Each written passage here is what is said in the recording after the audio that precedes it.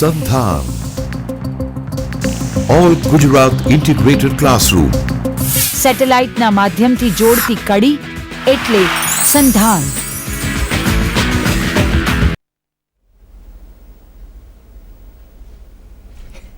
નમસ્કાર દર્શક મિત્રો, વિદ્યાર્થી મિત્રો. આજે ફિઝિક્સની અંદર આપણે જે વાત કરવાની છે એ મુખ્ય વિષય ક્વોન્ટમ મિકેનિક્સ.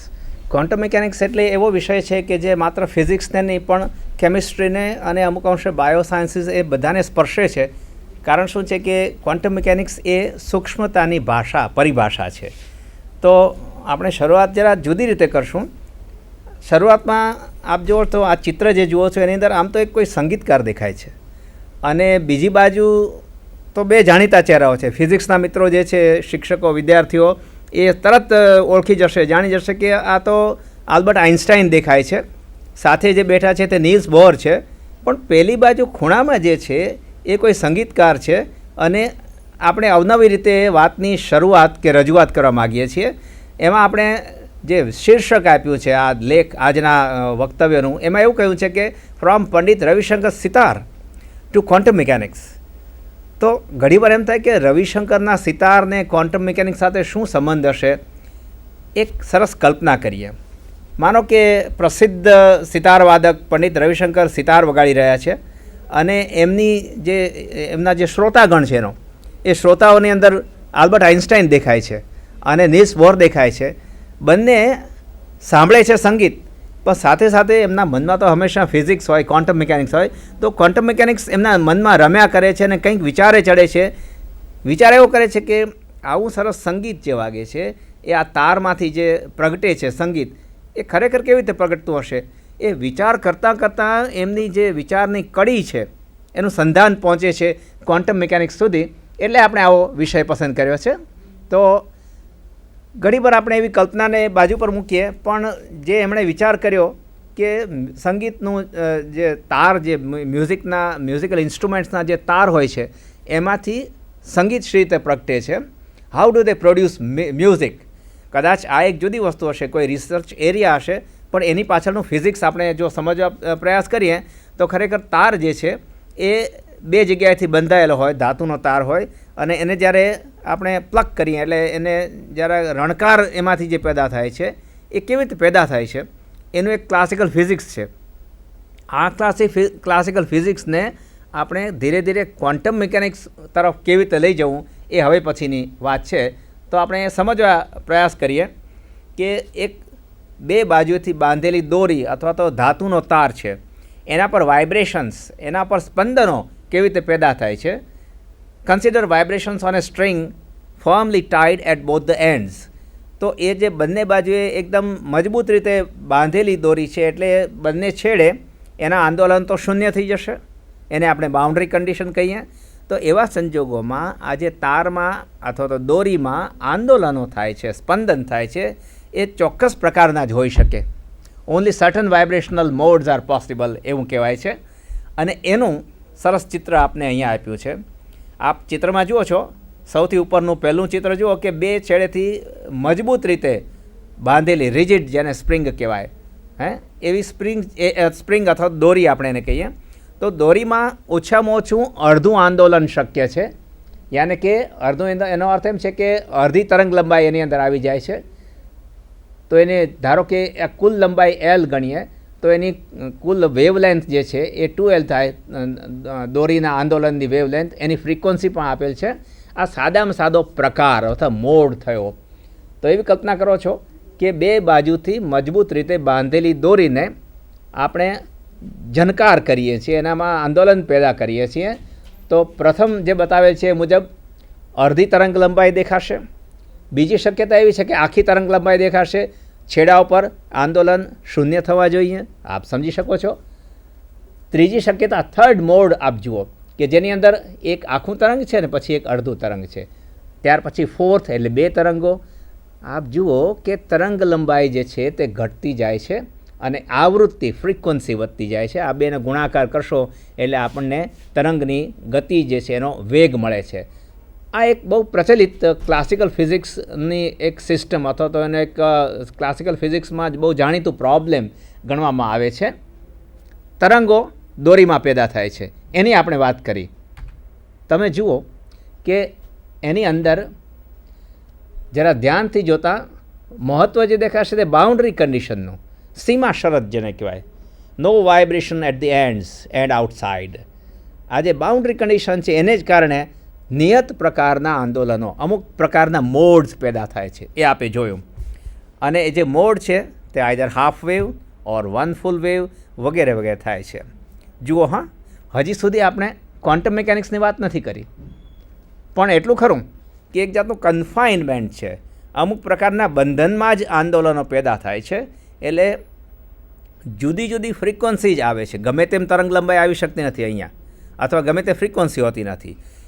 એને આપણે સરસ રીતે કહ્યું કે કન્ફાઇનમેન્ટ પ્રોડ્યુસીસ ડિસ્ક્રીટનેસ. છૂટી છૂટી અમુક જ નિયત ફ્રીક્વન્સીઝથી આંદોલન થઈ શકે છે, એ આપણે અહીંયા જોયું. આ પરિસ્થિતિમાં ધારો કે ક્વોન્ટમ મિકેનિક્સ પ્રવેશ કરે છે, એટલે કે એન્ટર ક્વોન્ટમ મિકેનિક્સ. જુઓ તો, ક્વોન્ટમ મિકેનિક્સ પ્રવેશ કરે છે એટલે આપણને શું મળશે? ક્વોન્ટમ મિકેનિક્સ જ્યારે પ્રવેશ કરે છે ત્યારે જે આપણે ચર્ચા કરવા માગીએ છીએ એ આજકાલ બીએસસીની કક્ષાએ આપણા પાઠ્યપુસ્તકોમાં પણ એક આવો પ્રોબ્લેમ, આવો એક પ્રશ્ન રજૂ કરવામાં આવે છે. ક્વોન્ટમ મિકેનિક્સની સાદામાં સાદી એનું જે એપ્લિકેશન કહેવાય, particle in a rigid box, યાને કે એક અભેદ્ય દિવાલ છે એવું બોક્સ હોય, પેટી હોય, એની અંદર કણ રહેલું છે. એના ક્વોન્ટમ મિકેનિક્સ વિશે આપણે શું કહી શકીએ? આગળ વધીએ. ખરેખર આપણે જે વિચાર કરવો છે તે એક પરિમાણમાં કન્ફાઇનમેન્ટ અથવા બંધનનો વિચાર કરવો છે. Actually one dimensional confinement in infinitely strong walls. ધારો કે એક અનંત ઊંડાઈનો કૂવો છે, અભેદ્ય દિવાલવાળો કૂવો છે, એની અંદર કોઈ એક કણ છે, એ કણને કેટલા ઉર્જાના સ્તરો રહેલા છે. એની શું શક્યતા છે? પહેલી પરિસ્થિતિ હતી કે બંને બાજુએથી ફર્મ મજબૂત રીતે બાંધેલ એક દોરી છે, એમાં કેટલા આંદોલનો શક્ય છે. એ જે છે તે મિકેનિકલ વેવ જેને દોરી ઉપરના કહીએ. અહીંયા ક્વોન્ટમ મિકેનિક્સ આવે છે. ક્વોન્ટમ મિકેનિક્સમાં particle nature is always associated with a wave. Particles and waves are dual nature. So કણને તરંગ પ્રકૃતિ છે. એ બાબતને ધ્યાનમાં લઈ આપણે શરૂઆત જે કરી તે શ્રોડિંજર ઇક્વેશનથી. H psi equal to E psi બધા જ જાણે છે. એચ હેમિલ્ટોનિયન કારક operator. It operates on psi the wave function. The result is energy eigen value. અને સાઈ જે છે તેનું વેવ ફંક્શન, તરંગ વિધેય. ક્વોન્ટમ મિકેનિક્સ એટલે શું એવું જ્યારે પૂછવામાં આવે ત્યારે ઘણું ખરું વિદ્યાર્થી મિત્રો એવું કહેતા હોય છે કે ક્વોન્ટમ મિકેનિક્સ એટલે શું હોય? તો કે particle in a box, potential well અથવા સ્ક્વેર વેલ પોટેન્શિયલ, અથવા તો હાર્મોનિક ઓસિલેટર, અથવા તો હાઇડ્રોજન એટમ, બસ આવું બધું હોય એ જાણે કે એ ક્વોન્ટમ મિકેનિક્સ છે. બરાબર છે, વાત સાચી છે.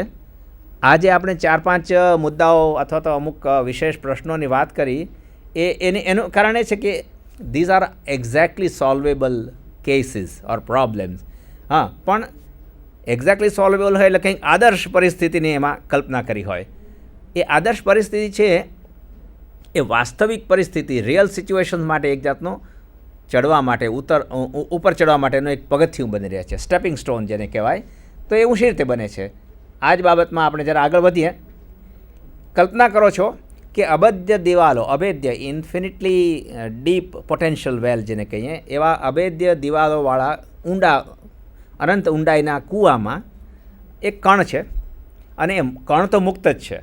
ફક્ત શરૂઆત એની જે શરતો છે, શરતો એવી છે કે એ દિવાલ પર અથડાઈને પાછું ફરે, દિવાલની બહાર નીકળી શકે નહીં. એની પાસે એટલી ઉર્જા નથી કે અનંત ઊંચાઈની દિવાલને પાર કરી અને નીકળી શકે. એટલે કન્ફાઇનમેન્ટ, આ મર્યાદામાં જ રહીને એનું જે ગતિ છે એનું આપણે વર્ણન કરવાનું છે. જે મેટર વેવ્સ જે છે એ હવે અહીંયા ભાગ ભજવે છે. કણ એની તરંગ પ્રકૃતિ, અને એને કારણે પરિસ્થિતિ પહેલાં જેવી જ થાય છે. આપ ચિત્ર જુઓ, ડાબી બાજુનું જે ચિત્ર છે એની અંદર પહેલાંની જેવી જ પરિસ્થિતિ.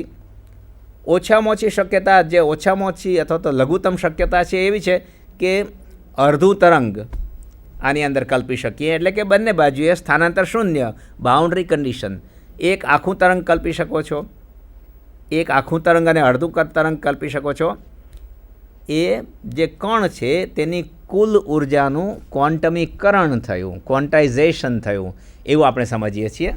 તો જે ક્વોન્ટાઇઝેશન થયું એના એનર્જી આઇગન વેલ્યુઝ જે કહેવાય, ઉર્જાના પૃથક મૂલ્યો, એ મૂલ્યો મળે છે તે ENથી બતાવવામાં આવ્યા છે. એન એ ક્વોન્ટમ નંબર છે.